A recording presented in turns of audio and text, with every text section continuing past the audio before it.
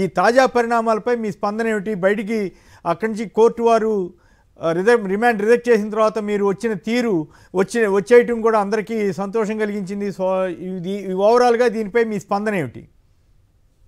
కొమ్మినేని గారు, ముందుగా మీకు ప్యానెల్లో ఉన్న అందరికీ అట్లా సాక్షి టీవీ ప్రేక్షకులందరికీ నమస్కారాలు. Very good morning. ఎగ్జాక్ట్ గా నిన్న నేను మీ షో చూస్తా ఉన్నాను. అదే టైంలో పోలీసులు వచ్చారు. బెల్ కొడితే వెళ్ళి తీశాను. నేను ఇన్స్పెక్టర్ అని చెప్పారు. చెప్పిన తర్వాత సరే లోపలికి రమ్మన్నాను. ఒక ఇన్స్పెక్టర్ అంటే ఒక సిఐ ప్లస్ 5 కానిస్టేబుల్ వచ్చారు. తాడిపత్రి నుంచి వచ్చామని చెప్పారు. సరే కూర్చోమన్నా. దేనికి సంబంధించి అంటే ఇదిగో మీరు మాట్లాడిన వీడియో ఈ వీడియోలో ఉంది మీరేనా అడిగారు. నేనే మాట్లాడానని చెప్పాను. ఏంటి అది అంటే పరకామణికి సంబంధించినటువంటి ఆ చోరీ కేసులో ఏదైతే సాక్షిగా ఉన్నటువంటి సతీష్ కుమార్ మరణానికి సంబంధించి ఇది ప్రభుత్వ హత్య అని చెప్పి నేను మాట్లాడటం జరిగింది. ఎందుకంటే రెడ్ బుక్ వేధింపుల వల్ల ఇతను బలయ్యాడు. ఇతను ఆత్మహత్య చేసుకున్నాడు అనేది ఆ రోజు మన అందరికి పత్రికల్లో కానీ టీవీలో కానీ మొదటి రోజు వచ్చినటువంటి అంశం. సో దాని ఆధారంగా అతను ఎందుకు ఆత్మహత్య చేసుకుంటాడు, వీళ్ళు ఆల్రెడీ ఒక లక్ష్మణ్ రావు అనేటటువంటి ఒక వ్యక్తిని, ఒక ప్రైవేట్ వ్యక్తిని, ఒక రౌడీ షీటర్ ఆ సిట్ విచారణలో కూర్చోబెట్టారనేది పత్రికల ఆధారంగా నేను వచ్చినటువంటిది మాట్లాడటం జరిగింది. సో అడిగిన దానికి సంబంధించి సరే ముందు నోటీసులు ఇస్తామని చెప్పారు. అన్నాక సరే నోటీసులు ఇవ్వండి, మీరు ఎప్పుడు రమ్మంటే అప్పుడు వస్తా, ఈ రోజు నోటీసులు ఇచ్చి రేపు రమ్మన్నా వస్తా అని చెప్పారు. ఈ లోపు ఒక 7-8 సార్లు బయటికి వెళ్లి సిఐ గారు పై అధికారులతో మాట్లాడుతా ఉన్నాడు. మరి వాళ్ళ డైరెక్షన్ ప్రకారం ఇక్కడ నాతో కొంత ఏం జరిగిందనేది రాయించుకొని లేదేది ఇక్కడ కాదు, మీరు ఇమీడియట్ గా బయలుదేరాలని చెప్పాడు. అదేంటి ఎట్లా బయలుదేరుతాను మీరు నాకు చెప్పాలంటే ముందు రాగానే ఫోన్లు నా ఫోన్ మా మిస్సెస్ ఫోన్ 2 ఫోన్లు హ్యాండ్ ఓవర్ చేసుకున్నారు. ఎందుకు ఎవరు ఫోటోలు కానీ వీడియోలు కానీ తీయొద్దని చెప్పి.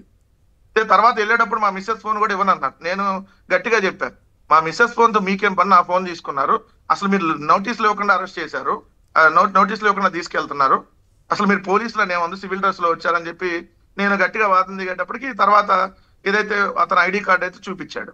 సో సిఐకి సంబంధించి మా మిస్సెస్ ఫోన్ కూడా నేను చెప్పా, మీరు ఇవ్వకపోతే నేను రాను, నేను మా వాళ్ళందరికీ ఇన్ఫార్మ్ చేయాలి మా పార్టీకి, మీరు ఎలా తీసుకెళ్తారు నన్ను అంటే తర్వాత మా మిస్సెస్ ఫోన్ ఇచ్చారు. నన్ను ప్రైవేట్ వెహికల్లో తీసుకెళ్లారు. ప్రైవేట్ వెహికల్లో సివిల్ డ్రెస్ లో తీసుకెళ్లారు.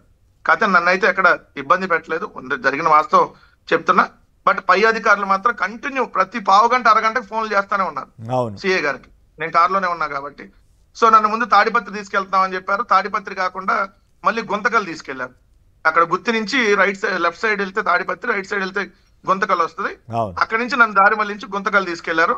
అక్కడ నేను చెప్పాను, మరి మా వాళ్ళకి ఇన్ఫార్మ్ చేసుకోవాలి కదా మీరు అన్నా కూడా లేదని చెప్పారు. నా మీద వాళ్ళు చేసినటువంటి ఎలిగేషన్స్ ఏంటంటే నేను ఈ సమాజంలో అంటే అలజడి రేకెత్తిస్తున్నా అంట, ఇది ప్రభుత్వ హత్యను నువ్వు ఎలా చెప్తావు అన్నారు. నేను అడిగాను, మరి ఇదే తెలుగుదేశం పార్టీ వాళ్ళు ఇది గొడ్డలి పోటు అని చెప్పి మాట్లాడితే మరి వాళ్ళ మీద ఎందుకు మీరు కేసు పెట్టలేదు అని అడిగా. అసలు నా మీద కేసు పెట్టింది ఎవరు, ఎఫ్ఐఆర్ అడిగితే ఎఫ్ఐఆర్ కూడా ఇవ్వాలి, ఎఫ్ఐఆర్ ఇవ్వలేదు, నోటీసులు ఇవ్వలేదు. నాకు ఎఫ్ఐఆర్ ఎప్పుడు ఇచ్చారు, కోర్టులో ప్రొడ్యూస్ చేసినాక ఇచ్చారు. కోర్టులో ప్రొడ్యూస్ చేసినాక మెజిస్ట్రేట్ ముందుకు వెళ్లే ముందు నన్ను అడుగుతారు కాబట్టి అప్పుడు నా చేత సంతకం పెట్టించుకొని ఇచ్చారు. సో అప్పటిదాకా నాకు ఎఫ్ఐఆర్ ఏంటి, ఎవరు పెట్టారు, ఏ వ్యక్తి పెట్టారో కూడా తెలియదు. తర్వాత లాయర్లు వచ్చినాక ఎఫ్ఐఆర్ కాపీ అన్ని తీసుకొని తర్వాత వాళ్ళు వచ్చిన తర్వాత తెలుగుదేశం పార్టీకి సంబంధించినటువంటి ఒక లీడర్ నా మీద కేసు పెట్టాడు అక్కడ తాడిపత్రిలో. అది పెట్టింది ఎఫ్ఐఆర్ అయ్యింది, కేసు పెట్టింది మొన్న 7:30 సమయంలో రాత్రి. వాళ్ళు కేసు పెట్టడం ఇమీడియట్ గా వాళ్ళు అక్కడి నుంచి బయలుదేరి నిన్న ఉదయం వచ్చి తీసుకెళ్ళటం. కాదు, నాకు అర్థం కాని విషయం ఏంటంటే అనేక కేసులు ఇట్లాగే తెలుగుదేశం వాళ్ళు పెట్టడం ఏంటి? ఇప్పుడు మీరు ప్రభుత్వాన్ని విమర్శించారు, ప్రభుత్వానికి సంబంధించిన అధికారో ఎవరన్నా కదా పెట్టాల్సింది. ఇది సుప్రీంకోర్టులో కూడా ఈ మధ్య ఇట్లాంటి కామెంట్లు వచ్చినాయి. ఎవరికి ఎఫెక్ట్ అయితే వాళ్ళు పెట్టాలి, కానీ ఎవరెవరో తరఫున ఎవరెవరో పెట్టితే ఇదేమి న్యాయం అని చాలాసార్లు ప్రశ్నించినా కూడా వీళ్ళు ఇట్లా ఎందుకు చేస్తున్నారు? నిన్న రాత్రి 12 గంటల సమయంలో సార్ నన్ను మేజిస్ట్రేట్ ముందుకి హాజరుపరిచిన మేజిస్ట్రేట్ గారు అసలు సుప్రీంకోర్టు గైడ్ లైన్స్ మీకు తెలుసా అని అడిగాడు సిఐని. సిఐ చేతులు కట్టుకొని నిజంగా సిగ్గుతో తలదించుకొని సమాధానం చెప్పాడు. తెలుస్తారు అన్నాడు. మరి తెలిస్తే మీరు ఎఫ్ఐఆర్ ఎప్పుడు కట్టారని అడిగాడు. ఎఫ్ఐఆర్ నిన్న కట్టామన్నాడు. అంటే నిన్న అంటే మొన్న అనుకోండి, అంటే నిన్న కదా హాజరైంది, నిన్న ఎఫ్ఐఆర్ కట్టామన్నాడు. సుప్రీంకోర్టు గైడ్ లైన్స్ ఏం చెప్పింది ఎఫ్ఐఆర్ కట్టడానికి? ముందు మీరు ప్రాథమిక విచారణ చేసి డిఎస్పీ ఆధ్వర్యంలో 14 రోజుల తర్వాత ఎఫ్ఐఆర్ కట్టాలని చెప్పి మీకు తెలియదా అని చెప్పి మేజిస్ట్రేట్ డైరెక్ట్ గా అడిగారు.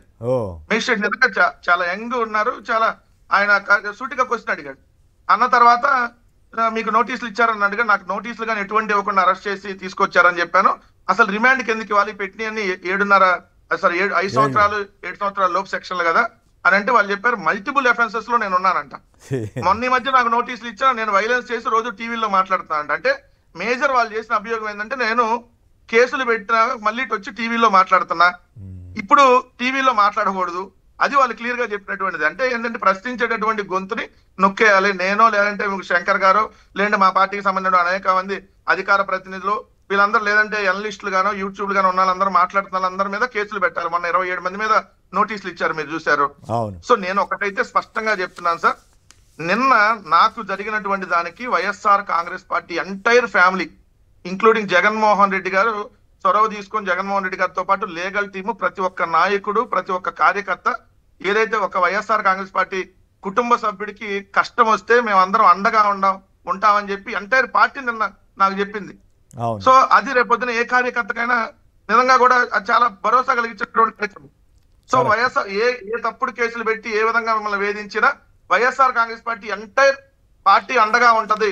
అది జగన్మోహన్ రెడ్డి గారి నుంచి కింద స్థాయి కార్యకర్త, జిల్లా స్థాయి లీడర్ వరకు అందరూ అండగా ఉంటారనడానికి నిన్న అక్కడికి అనంతపురం అక్కడికి వచ్చినటువంటి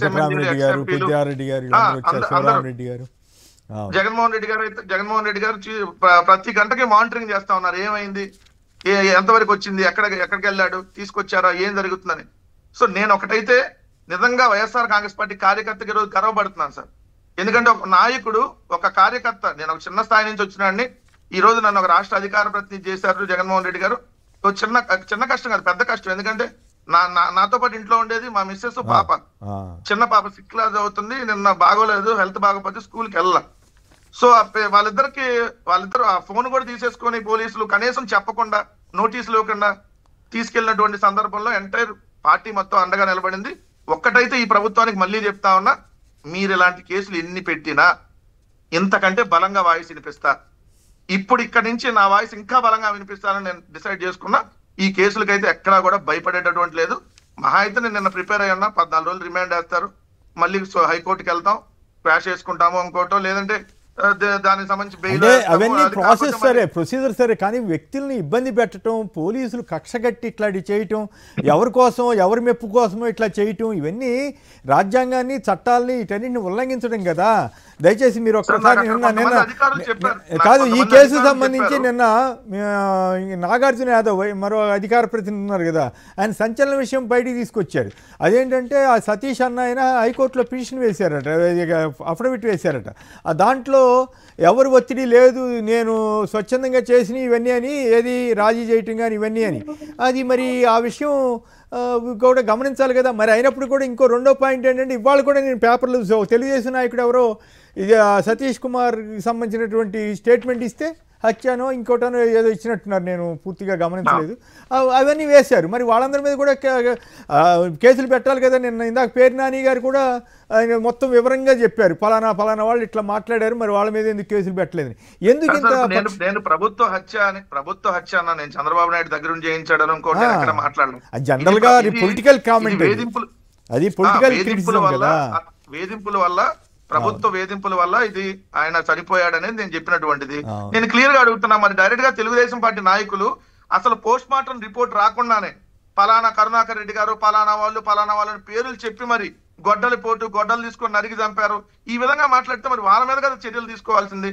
ఇప్పుడు మేము కంప్లైంట్ ఇస్తే వాళ్ళ మీద యాక్షన్ తీసుకుంటారు. ఏం లేదు సార్, నిన్న నాకు రిమాండ్ వేస్తే మరో కొన్ని చోట్ల కేసులు పెట్టి పీటీ వారెంట్ తో తిప్పాలని వాళ్ళు ఆల్రెడీ డిసైడ్ అయ్యారని. ఇది ఒక టెక్నిక్ అయిపోయింది. ఆంధ్రప్రదేశ్లో ఈ కొత్త రాజ్యాంగం, రెడ్ బుక్ రాజ్యాంగం నుండి దిక్కుమాల రాజ్యాంగం వచ్చి ఏదో రకంగా వేధించడం, అనేక పోలీస్ స్టేషన్లో పెట్టడం, తిప్పటం, నానా పోసాని కృష్ణమురళిని చూసాం కదా. అదే సార్, అదే. సో ఒకటైతే స్పష్టంగా చెప్తున్నాను సార్, మళ్ళీ సాక్షి టీవీ వేదికగా, మీ షో సాక్షిగా, మాకు ఈ కేసుల గురించి భయపడేటటువంటిది లేదు. ఈ కేసులు అనేది మాకు అలవాటు అయిపోయినాయి. మీరు ఎన్ని కేసులు పెడితే మేము అంత బలంగా పోరాడతాం. అది మీ ఓపికని మాత్రం వాళ్ళకి చెప్తా ఉన్నా.